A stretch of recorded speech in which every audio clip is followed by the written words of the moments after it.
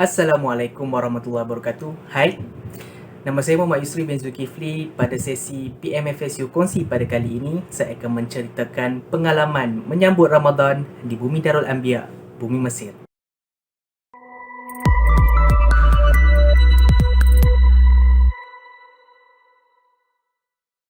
Orang Arab Mesir, mereka ada budaya ataupun adat mereka sendiri kalau mereka nak sambut Ramadan. Contohnya, beberapa hari ataupun seminggu sebelum mereka nak sambut Ramadan, mereka akan mula untuk menghias rumah-rumah mereka ataupun bangunan-bangunan, tak kiralah kedai-kedai ataupun lorong-lorong di sekitar perumahan mereka. Mereka akan hias dengan lampu fanus. Okey, lampu fanus ni dia macam tanglung, tapi dia datang dalam pelbagai bentuk. Ada yang bentuk bulan, ada yang bentuk bintang, ada yang bentuk pelita dan datang dalam pelbagai warna yang menarik. Tapi yang selalu yang commonnya adalah warna kuning dan datang dalam pelbagai saiz.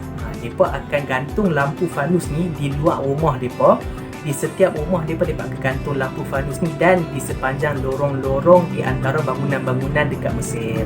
Okey, bukan saja lampu fanus mereka akan gantung, tetapi mereka juga akan gantung lampu lit lamp. Tahu lampu lit lamp? Yang tukar sat merah, sat biru, sat hijau, sat kuning tu.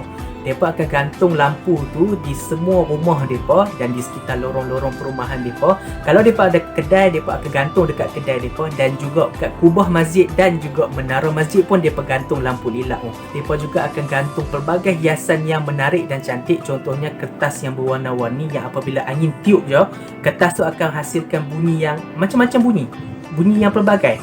Kemudian mereka akan gantung kain rentang ataupun spanduk yang tertulis marhaban ya Ramadan ataupun ahlan wa sahlan ya Ramadan di sepanjang jalan ataupun di sekitar kawasan perumahan mereka. Membuatkan kalau kita masuk dekat kawasan perumahan orang Mesir, seolah-olah macam nak masuk fun fair.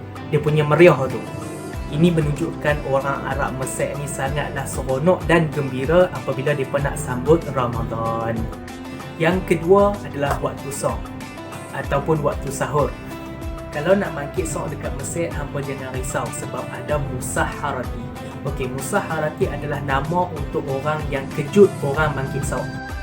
Musaharati ni selalunya sekumpulan kanak-kanak ataupun remaja ataupun orang tua. Mereka akan berarak daripada satu perumahan ke satu perumahan yang lain. Mereka akan pukul gendang, mereka akan pukul kompang, mereka akan menyanyi, mereka akan menjerit, mereka akan berqasidah, mereka akan buat bunyi macam-macam sampai hampa bangkit sahur.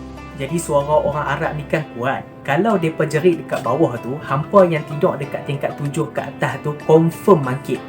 Jadi tak payah dah nak suruh boyfriend ataupun girlfriend yang kejutkan hampa. Musaharati akan kejutkan hampa. Sahur, sahur. Yom as-sahar ya saim. Sahur. Yang ketiga, kalau waktu siang hampa keluar berjalan dekat Mesir pada bulan Ramadan, hampa akan dapati bahawa orang-orang Arab Mesir ni dekat tangan mereka akan ada Al-Quran ataupun tasbih.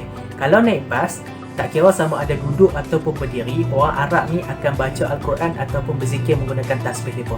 Itu adalah satu fenomena ataupun satu pemandangan yang common dekat Mesir. Dan kalau hampa tegur orang Arab ataupun hampa bersembang dengan Arab, pakcik-pakcik atau amu-amu Arab tersebut, hujung-hujung perbualan mereka akan sebut Allah yubarik ataupun bermaksud Allah berkati kamu, menunjukkan bahawa orang Arab ni pada waktu Ramadan mendoakan antara satu sama yang lain.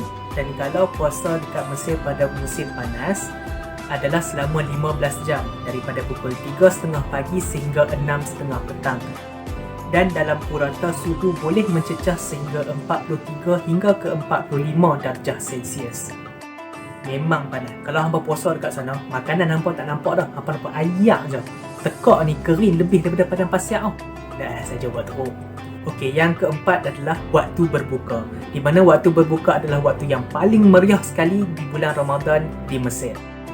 Sebab dekat Mesir ada Maidatul Rahman ataupun hidangan daripada Ar-Rahman. Pada bulan Ramadan, orang-orang kaya Mesir ataupun kerajaan sendiri akan sponsor masjid-masjid untuk mereka buat majlis berbuka puasa ataupun dipanggil sebagai Maidatul Rahman. Di tepi-tepi jalan tu, mereka akan hampalkan tikar ataupun mereka akan susun meja dengan kerusi yang panjang dan mereka akan hidangkan makanan untuk orang berbuka puasa. Jadi kalau untuk berbuka puasa, tak payah pening nak masak apa, tak payah pening nak beli apa. Pergi je makan dekat Maidatul Rahman. Punya banyaknya Maidatul Rahman ini disediakan sehingga kan setiap hari kami pening tak tahu nak pilih nak pergi makan dekat Maidatul Rahman yang mana satu.